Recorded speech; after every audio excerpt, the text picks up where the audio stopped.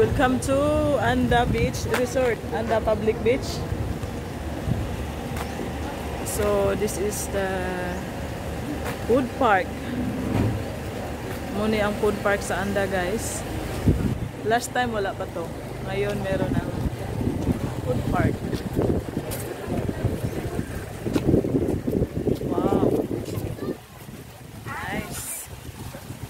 Ganda, ang linis.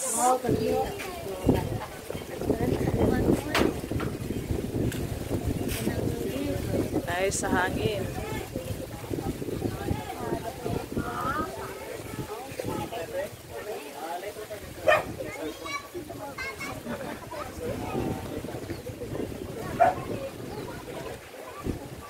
Wow.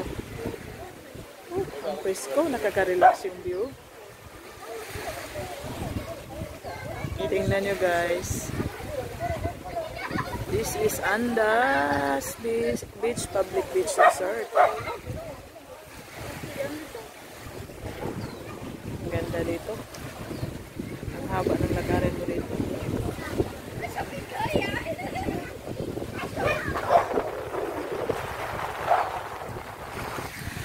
Sa Panglao, lalo na sa Luna, ang crowded doon. Dito sa Anda, ano pa lang, tahimik dito. Pero malayo lang sa city, sa Tagbilaran.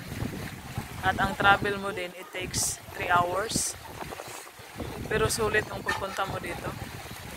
Kung gusto mo ng relaxing, mag-ikot dito sa Anda, ang dami din masuruyan dito sa Anda.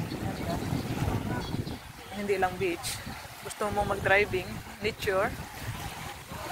So, okay dito.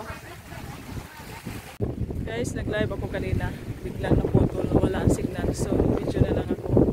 So, welcome to Anda Beach Resort.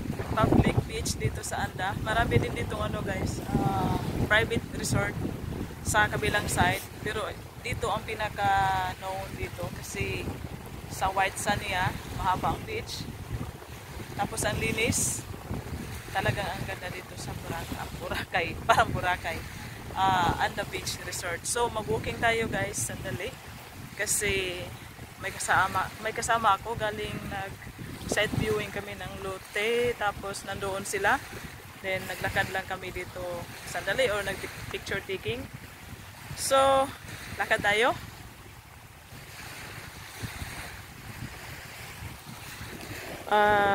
Ito ang famous na cottages dito sa Anda.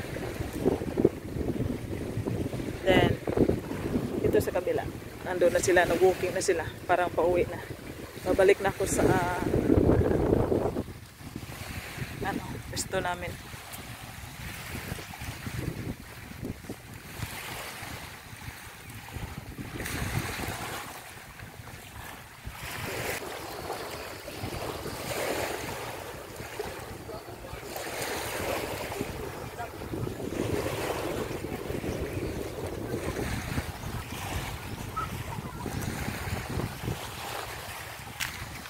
Uwi na kami, guys.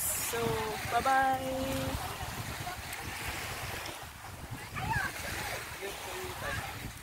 Bye-bye! Food court.